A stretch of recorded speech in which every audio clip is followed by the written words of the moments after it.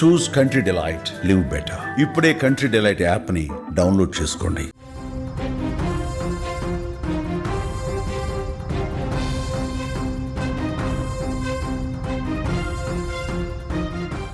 రంగారెడ్డి జిల్లాలో జరిగిన బస్సు ప్రమాద తీవ్ర విషాదాన్ని మిగిల్చినటువంటి సంఘటన తెలిసింది. ఈ యొక్క ప్రమాద ఘటన అనేక కుటుంబాలలో చిమ్మ చీకటిని కమ్మేసింది. ఉద్యోగులు, విద్యార్థులు, పని మీద హైదరాబాదుకు పయనమైన వారు ఇలా అందరూ ఎక్కినటువంటి బస్సు ప్రమాదానికి గురై వారి కుటుంబాలలో అంతులేని ఆవేదనను మిగిల్చింది. మొత్తం 19 మంది ప్రాణాలు కోల్పోయారు. మృతుల్లో ఒక్కొక్కరిది ఒక్కో విషాద కథ. మృతుల్లో ఒకరు అఖిలారెడ్డి. చాలామంది యువకులు ఉన్నారు, చాలామంది అమ్మాయిలు ఉన్నారు, కాలేజీకి వెళ్ళవలసిన అమ్మాయిలు ఉన్నారు. దాంట్లో అఖిలారెడ్డి కూడా ఒకరు. వికారాబాద్ నుంచి యాలాల మండలంలోని లక్ష్మీనారాయణపూర్ వ్యవసాయ కుటుంబంలో పుట్టింది ఈ యొక్క అమ్మాయి. నాగ్పూర్ బీఎస్సీ అగ్రికల్చర్ పూర్తి చేసింది. తర్వాత గచ్చిబౌలిలో ఐఐఆర్ఎం కాలేజీలో ఎంబీఏ చదువుతోంది. అమ్మా నాన్నలు కొత్త ఫోన్ కొన్నామని తనకి కబురు పెడితే హైదరాబాద్ నుంచి ఆ ఫోన్ తీసుకుందామని చెప్పేసి, అలాగే తల్లిదండ్రులని కలవచ్చు కదా అని చెప్పేసి అక్కడి నుంచి మేఘ మీదల ఆ సంతోషంతో పరిగెత్తుకుంటూ వచ్చింది. ఇక నా కొత్త ఫోన్ అంటూ మురిసిపోయి శనివారం రోజు, ఆదివారం అక్కడ ఇంట్లో ఉండి శనివారం వచ్చినటువంటి ఆమె హైదరాబాద్ నుంచి ఇంటికి వచ్చేసి ఆ కొత్త ఫోన్ను చూసుకుంటూ తల్లిదండ్రులు, తమ్ముడితో ఆదివారం అంతా కూడా సంతోషంగా గడిపింది. ఆ నవ్వులు, ఆ సంతోషం ఎంత త్వరగా తీరిపోతాయేమోనని కూడా వారెవరికి తెలియదు. అప్పుడు సోమవారం ఉదయం కాలేజీలోకి వెళ్ళాలి, మళ్ళీ స్పోర్ట్స్ మీట్ కూడా ఉండడంతో ఖచ్చితంగా వెళ్లాల్సిందని చెప్పేసి కాలేజీకి బయలుదేరింది. తెల్లవారుజామునే కొత్త ఫోన్ను బ్యాగులో పెట్టుకుంది. అమ్మా నాన్నలకు చెప్పి సంతోషంగా హైదరాబాద్ నగరానికి బయలుదేరింది. ఆ ప్రయాణమే ఆమె చివరి ప్రయాణం అవుతుందని కూడా ఎవరు ఊహించలేదు.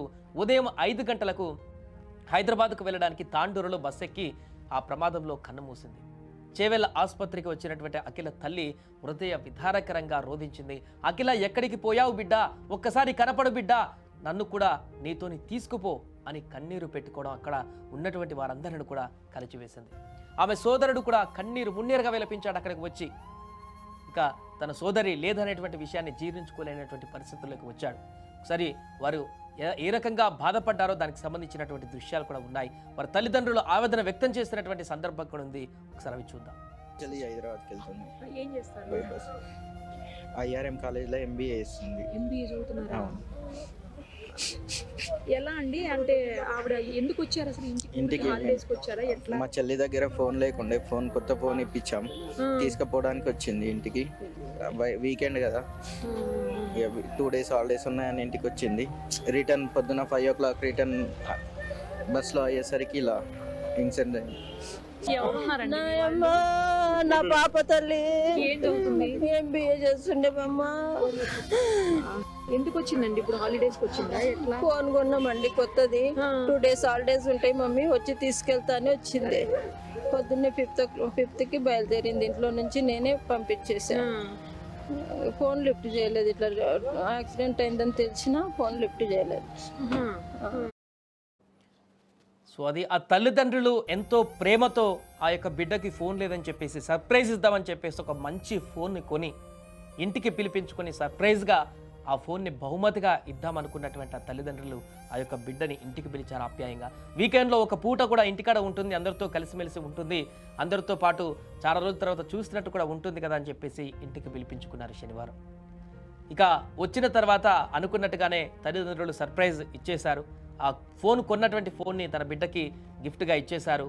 ఇక ఆ తర్వాత మరలా కాలేజీకి వెళ్ళి మళ్ళీ నెక్స్ట్ వీకెండ్ వస్తుందిలే కలిసి ఇక మధ్యలో ఫోన్ సంభాషణలు చేసుకోవచ్చు ఇక నుంచి రోజు తల్లిదండ్రులతో అని చెప్పేసి కూడా అనుకున్నారు.